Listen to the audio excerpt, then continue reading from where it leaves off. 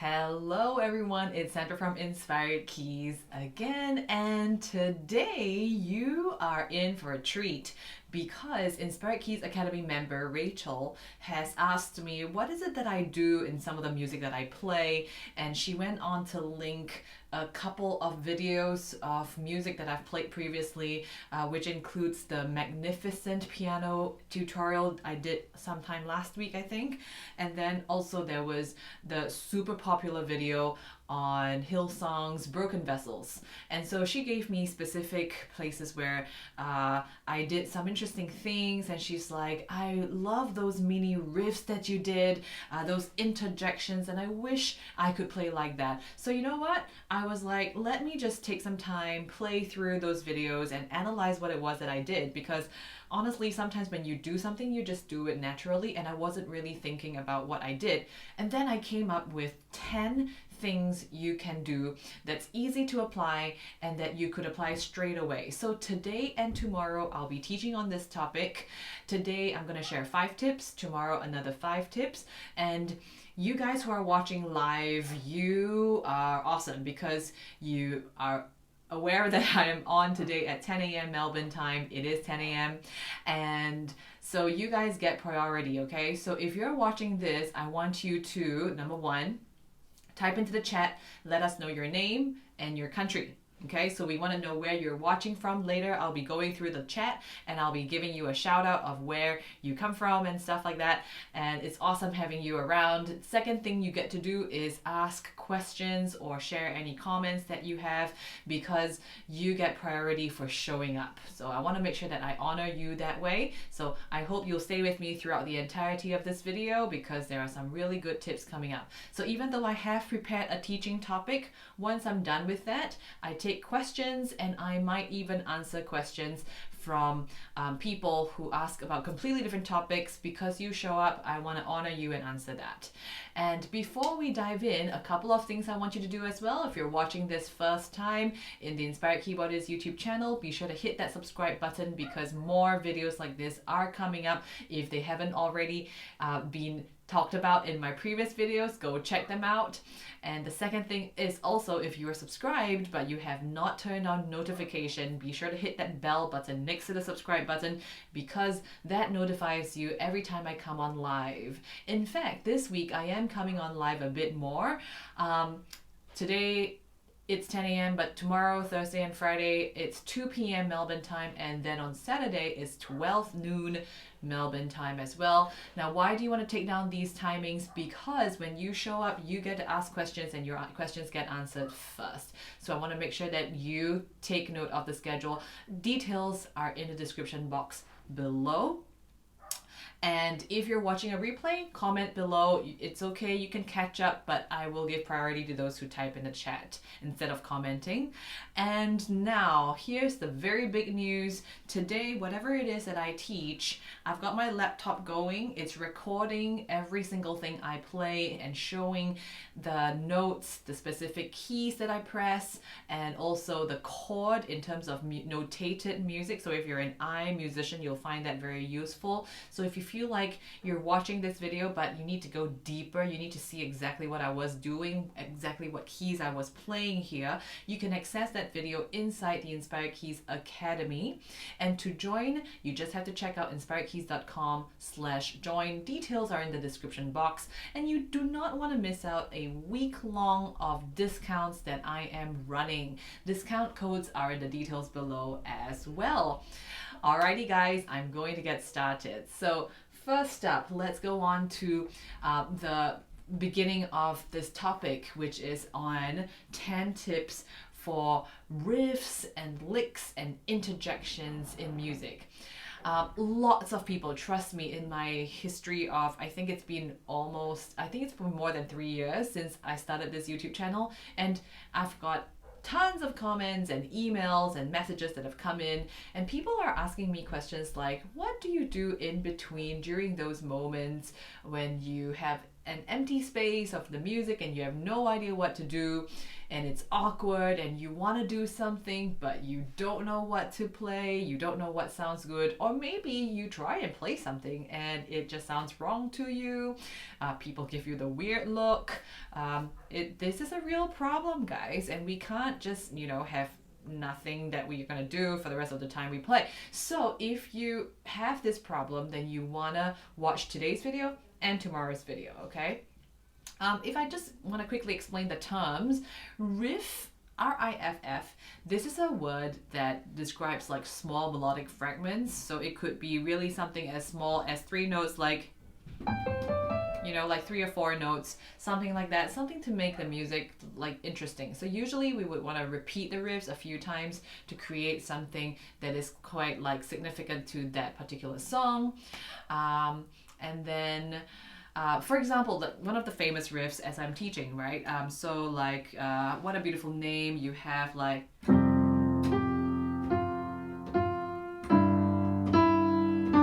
that tune that sounds like Twinkle Twinkle Little Star? Yeah, now that's a riff. Da, da, da, da, da, da, da. You know that one?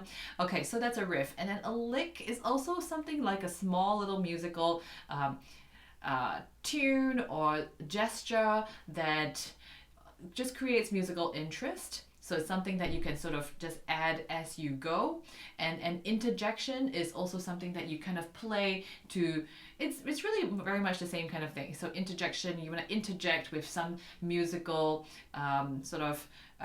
response or musical gesture to just make the music sound less boring and more interesting. Okay, so yeah, that's the same kind of meaning, right? So you get the point. But whatever term you use, today I have 5 tips that you can apply straight away into your playing, and I really hope you find it handy.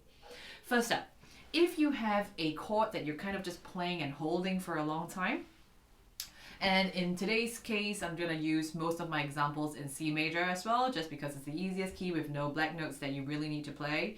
So I'm just going to use an example chord progression like 1, 4, 6, 5. Okay, so imagine you have a chord and you don't know what to do, and usually you would play in something a little bit more boring, like just hold for the whole bar, like 2, 3, 4, 2, 3, 4, 2, 3, 4, 2, 3, 4, right? Like you have no idea what to do.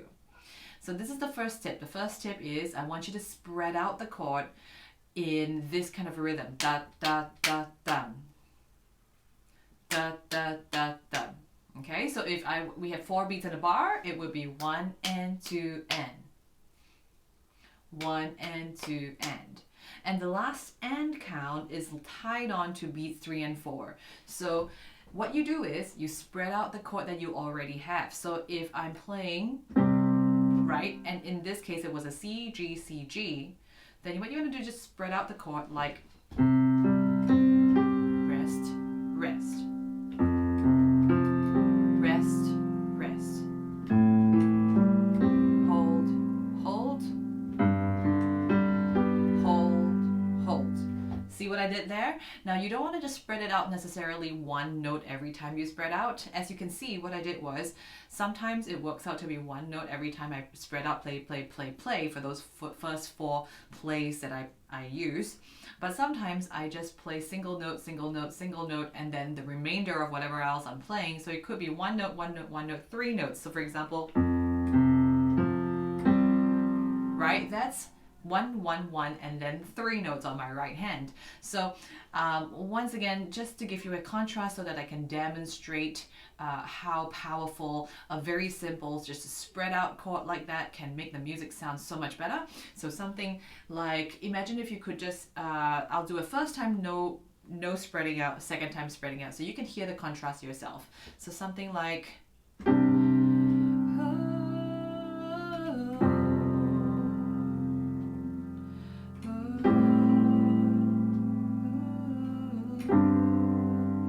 that one more time.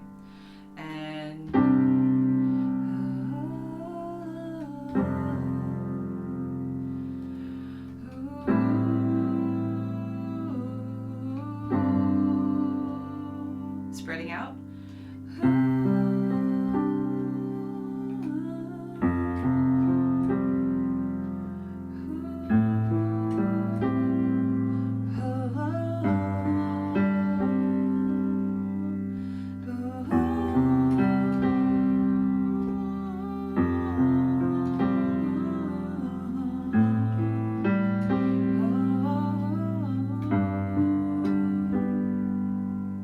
I hope you found that was really easy, guys, because you don't actually have to do anything new. You're really just already having your fingers on those notes.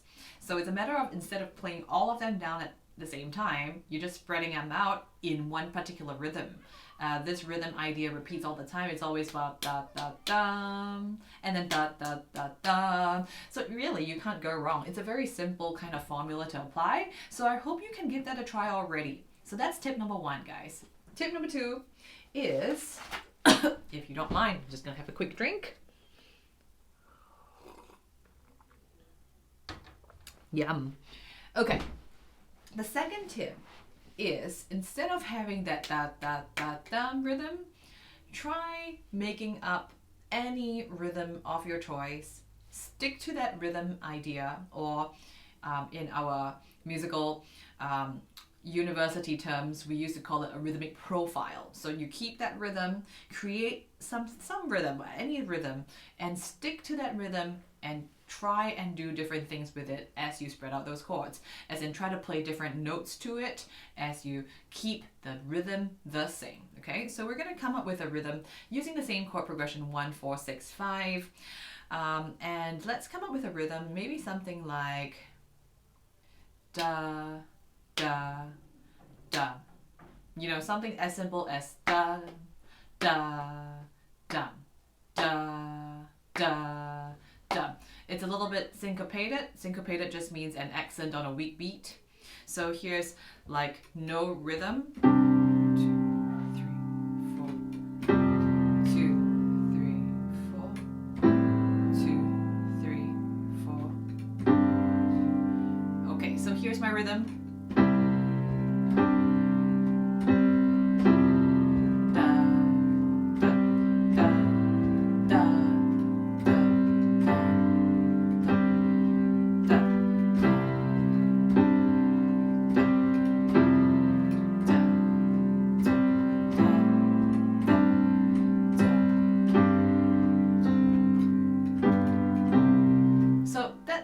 I came up with something. I just came up with a rhythm that went da, da, da. And to me, it feels like it should be a 3, 2, 1, 3, 2, 1. So I kind of just created that. Now, you don't like 3, 2, 1? Sure, try something else. Maybe you could try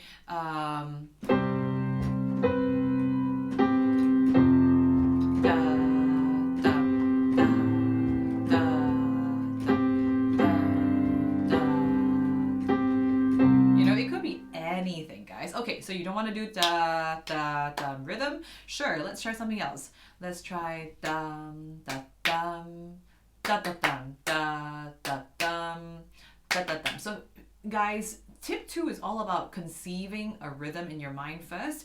Come up with that rhythm, pluck it out from the air, guys. Just come up with something. And then just put some music to it, like play some notes to it. Okay, now guys, maybe I'll just keep it simpler. Now that rhythm I picked up was a little bit complex, so I'm just gonna pick something easier, right? Let's keep it to dum, dum, dum, dum, dum, dum, dum, dum, dum, dum, dum, dum. Okay, yep, something like that, right? So how about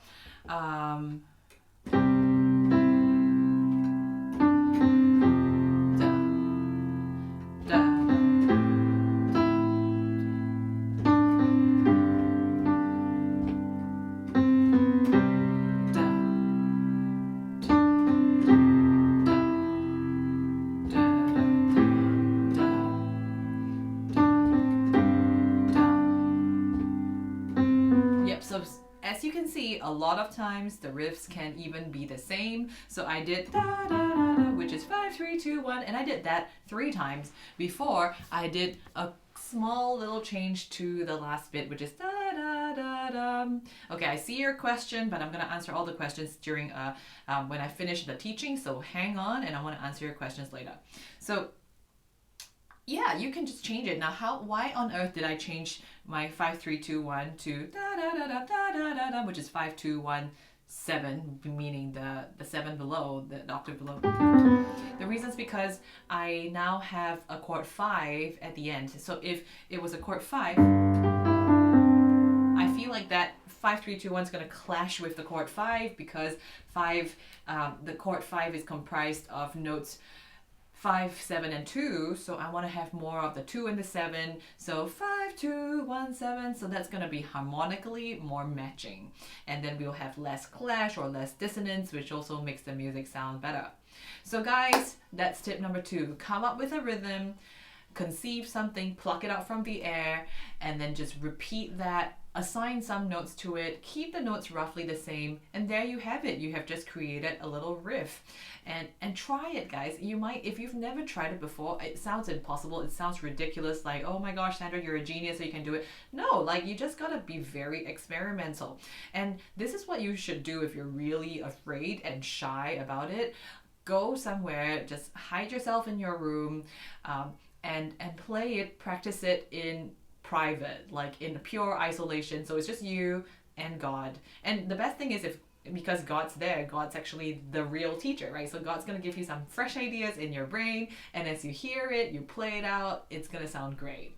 So what I used to do is, I shared this in another video, that when I was trying all this out as a kid, like I think I was 8 or maybe I was 9, okay, maybe I was older, maybe 10. And I decided to play by ear and try stuff out on the piano. Like, I had all this music in me that I felt like I needed to just give it a shot, but I never did it before. And there was no teacher teaching me how to play by ear. I just went to figure it out. But I was so shy, I actually did it only on Sunday. And why Sunday? Sunday's the only day where my entire family would go out and do groceries or buy stuff in the city. And so then they would just go for like a couple of hours, and I would say to them, I don't want to go, I want to stay home. But actually I was playing on the piano, and I was playing in privacy. Now back then there wasn't keyboards. I didn't have a keyboard with earphones on, so I couldn't do it anytime I wanted. I needed to do it when the family was out. So then the moment they get home, like I see the car pulling into the driveway, I'm like, that's it. Close the piano, no one heard anything. So that was how deeply private I was, guys. So you see, everyone needs to start somewhere. So I hope that encourages anyone watching who feels like, no, I can't do this, this is crazy, it's just too much risk. Well, give it a shot. It's fun, and once you get it and you can apply it live on stage as you play in worship keys, it's pure fun. I'm gonna go on to tip number 3, and tip number 3 is, now, first tip and second tip has to do with having a rhythm, right? Second tip talks about coming up with your own rhythm. Tip number 3 is all about a very specific rule, and that rule is, if you have 4 beats in a bar, which is probably most worship songs, on that final beat, which is beat number 4, create a rhythm that is shorter and more intense. So, for example, you could have the first 3 beats with just one long dotted minim, which actually just means 3 counts, holding for 3 counts. And then that very last beat, come up with faster rhythms, okay? So we're talking semiquavers, or people in the States call it 16th notes. So you could have something that goes da, da, da, da, da, da, da, da, da, da, da. So what I'm trying to say is, I want you to pay attention to how the first 3 beats have got nothing much going on. It's a long count. But that last beat, you have something pretty intense. So it could be that, or it could be any variation of that, as long as the last beat has got something a little bit more, okay? Da, da, da, da. Da, da, da. So that was really tiny, a small little fragment of 2 semiquavers at the end, but that also counts as tip number 3. Maybe it's a variant of any of those. Maybe da, dum, dum, da. dum, dum, dum. So that would be the last beat having 2 quaver beats or 8 notes, and that's good too. Come up with something, guys. There's no fixed formula, and I probably shouldn't be dishing out to you the specific rhythms. I want you to come up with it yourself because you can. So here's an example. First with nothing and then applying tip 3, right? So let's have just those 4 chords, like 3, 4, 1, 2, 3, 4, 1, 2, 3, 4, 1, 2, 3, 4, 1. Applying tip 3. 2, 3, 4. 1, 2, 3, 4.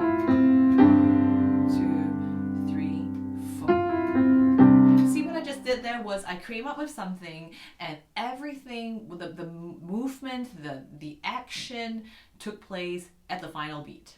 Okay, that is something that works really well. Now, typically you would have some phrases will have more of the action at the front of the bar. So you want to pay attention and listen to what everything else is doing, but you can create that little interesting activity at the last beat, because usually that's when most things are not happening. And remember, we're trying to fill spaces, right? We have these awkward spaces and gaps in the music that sometimes we feel like we want to do something, but we don't know when. That's a great place to do it, that final beat of the bar, okay? So what you really need to be able to do is to listen to a song and be able to identify what's beat 1, 2, 3, and 4. Now, most worship songs are in 4 counts. I'm not going to go into 6, 8, although if you want me to, tell me in the comment or in the chat box, and I might create a video on that alone. But since most songs, like 98% of the songs we usually sing, are in 4 counts in a bar, so think about it that way. So the 4th beat do something a little bit more intense. Maybe I'll do one more example. Maybe something like 2, 3. 2, 3. 2, 3. 2, 3. 2, 3. 2, 3. Can you hear how my intense motions, all the da da da da da da, whatever it was, all kind of happened towards the last beat, okay, guys? So that is tip number 3. Let's move on to tip number 4. Tip number 4 is all about using passing notes. Passing notes, as in, like, you know, when you pass something, right? Now that is, passing notes, one of those things that you study in music theory as a form of melodic decoration. And passing notes are very easy to apply. Well, at least I think they're very easy, because if you have, for example, 2 notes that are not next to each other, okay? So we're talking just, if you just imagine the white keys, C, E. So you've got C, E, and that's called a third apart, because you've got 1, 2, 3, so that's an interval of a third. You've got a third apart notes. Very obviously, the passing note between them will be the note in between, which would be D. Okay, so if I would ever have to play C, E, and I'm bored and I want to create something interesting to the music, add a passing note in between. So instead of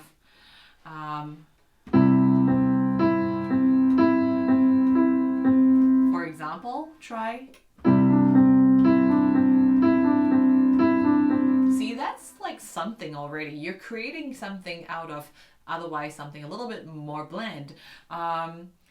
Maybe you could create that passing note in between the other way. Like, instead of, you could try.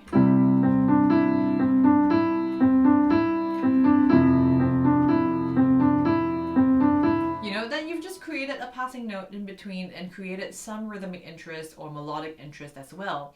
Passing notes are not strictly one note only. You can have more than one note as a passing note. So especially if you're trying to bridge the gap between notes that are a bit further, maybe a 4th apart. And so that would be C, F. So naturally the passing notes between them will be the D and the E in between them. So So maybe something like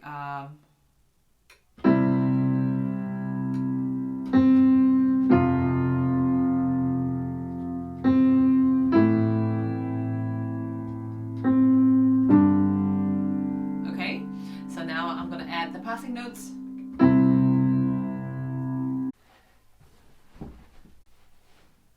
Yes, I'm hoping that, yep, I am back here. I just got a call, so I had to decline the call. This is the first time someone's calling me while I'm doing a YouTube live video. Oh my goodness. But yeah, did you hear how I did, like, I bridged the gap between 1 and 4 by adding the 2 and the 3 in between. So instead of having, I went,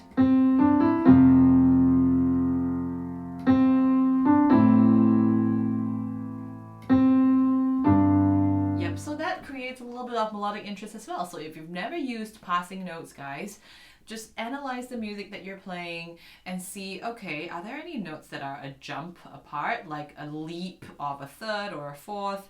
And then try to bridge it. Now, I probably wouldn't want you to put passing notes for something that's a little bit further away. Maybe something like a fifth or more, like sixth and seventh and eighth, because it can sound a little bit clunky. So maybe you need to go from, I probably won't want you to do, okay, now maybe that's okay. Like, I think that sounds, it sounds okay, but it depends on what kind of rhythms you use. So that's all right, but I think if you have to go and bridge like a 1 to a 6, right, then it might sound a little bit like you're pushing too hard, like trying to bridge them with every single note. Like maybe if you have to do like,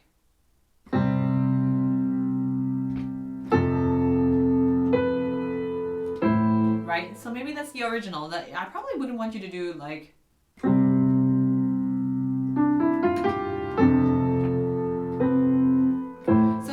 C major scale in between, and I don't know, I guess it really depends on your personal taste. I feel like it might be trying a bit too hard. So if I were you, probably I'll try something else, another tip, another note, or maybe I'll just cut off some notes in between. You don't have to do every single note up the scale, because that may not sound too melodious. Okay, so use your own discretion, guys. I think that's the fun thing about coming up with these improvisation stuff as well. You come up with your own discretion. You put in a bit of you. It's a bit of your unique factor in the music every time. And now I go on to tip number 5. And tip number 5 is something really tiny, but makes a very big difference to the sound. And that is when you play chord 1, guys. I don't want you to just play like a normal one. Okay, now don't do it all the time, okay? But this is a great lick you can use. Use a 2-3 suspension lick in between, and if that sounds like, you know, Greek to you, don't worry, just look exactly at what I'm doing here. Instead of just doing a normal C chord, I want you to have, using your finger 5 on the G, use 2 on D and 3 on E, and create this kind of a lick. Okay? The D, E was a real quick little lick in between, so okay, so that was what I did, like da-dum in between. Now don't do it all the time because it gets clunky again, like you're trying too hard. So every time we have something cool, dish it out at special places. Don't like do it every time, because if you do it every time, it's not special anymore. And I want you to just try like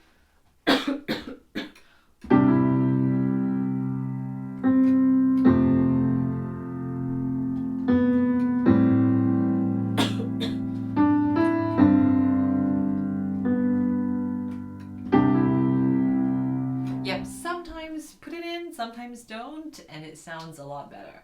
So tip number 5 is really short. That's all I have to say about it, guys. Just try and use it whenever you can. So yep, you might be wondering why I'm coughing. I did come up with a sore throat of some sort like 2 days ago. So right now I'm done with the teaching part.